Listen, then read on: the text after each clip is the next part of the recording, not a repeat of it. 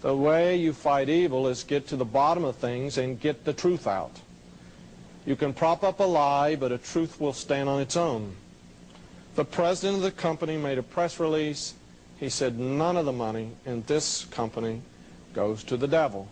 That's probably correct. I am not going to critique Procter & Gamble at all. I am not going to say anything about that company because it was probably the truth. But it is interesting that on the Phil Donahue show, this president of Procter & Gamble finally admitted that he was a member of the Church of Satan. So maybe the company is clean as a whistle, but maybe sometimes powerful people slip into high places. I want you to understand that they are very, very highly educated. Notice this interesting term. I have never dabbled in witchcraft. I have never been intrigued. I've never practiced in any way. But a good general will study his enemy to understand how they think so that he knows how to commit the battle when they meet on the battleground. So I went to the local library and decided to read up on the witchcraft and to see what they believed. I was very unfamiliar with this fact. Every time I've brought it up, speaking in cities across the United States, no one has heard of this term. Let's read it. It's very important. The old "un" is a dialect term used to indicate the devil.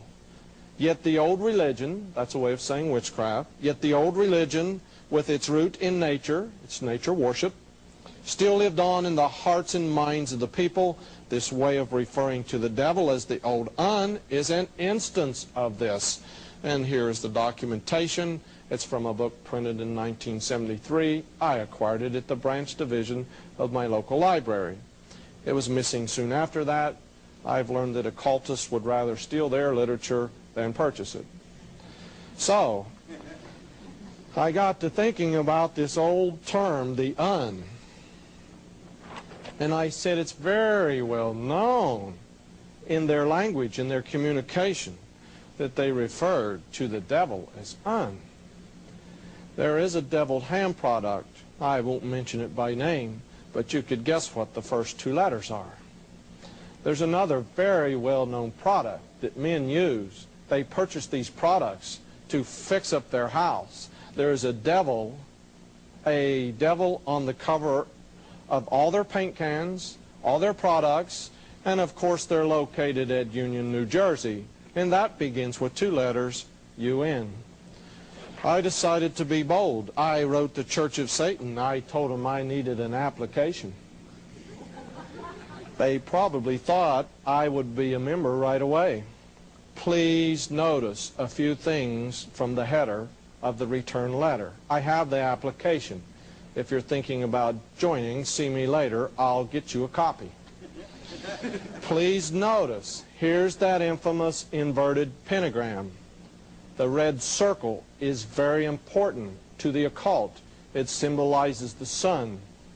It symbolizes sun worship. You may not think that's important. I have a dozen to 24 ads where the sun is in the advertisement and the number 666 is also in the advertisement. You may notice there are hundreds of companies in the United States that dot their I, if they have the letter I in their name, with a small red dot. One oil company has one letter that is red and it stands out from the rest of the letters.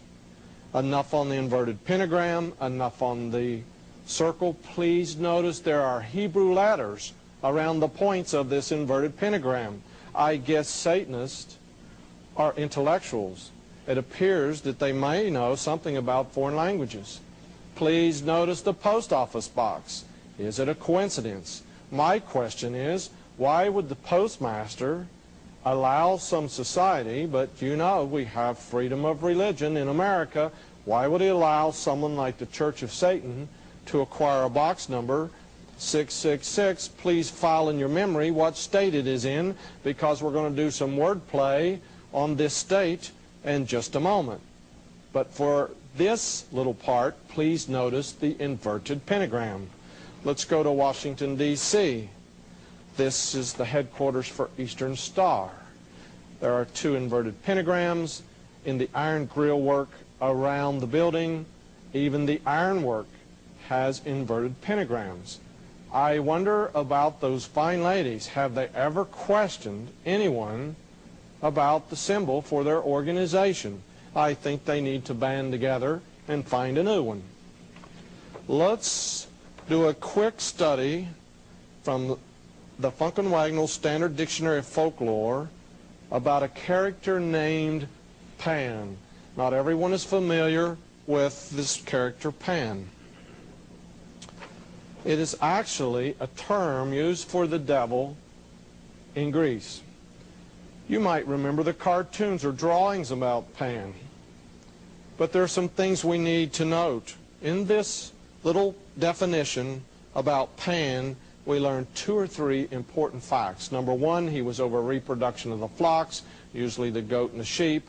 A lot of these occult groups are protecting what is known as fertility worship. We won't expound on that. You adults know exactly what I'm talking about when I say fertility worship. He had horns.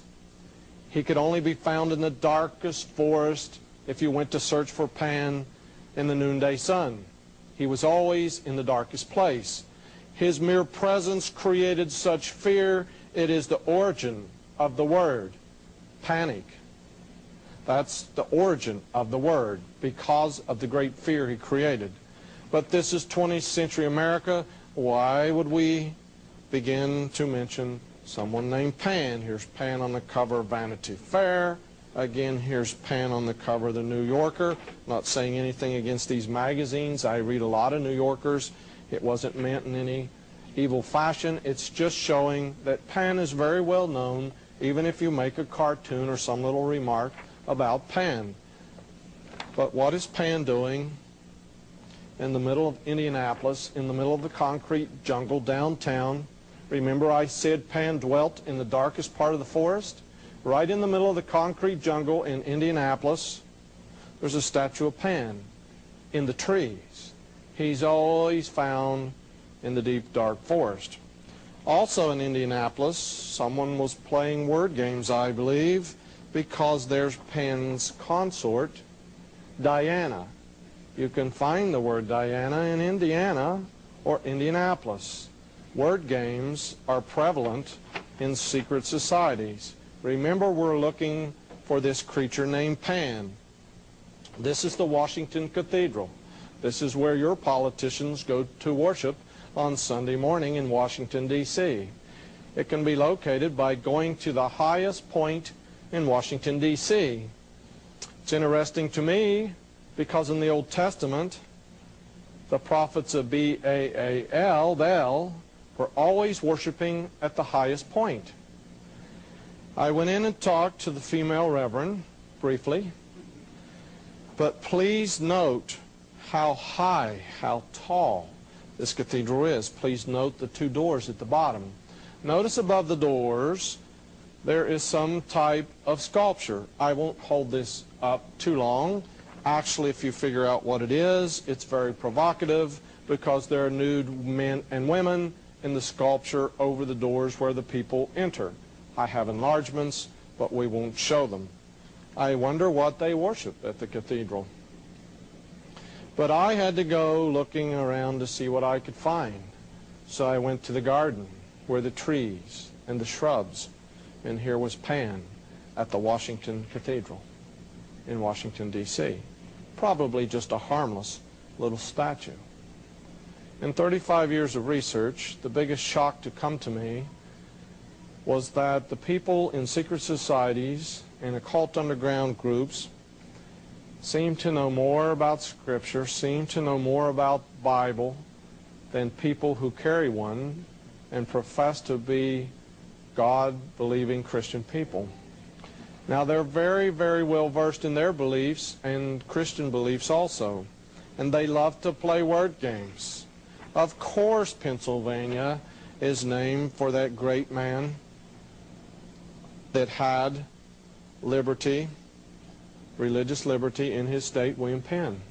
But please note that the Romans had another name for Pan. They called him Silvanus, Silenus, Silvan, Sylvan. a Sylvan compass. There are towns in this country called Sylvan Grove because it's where there are trees.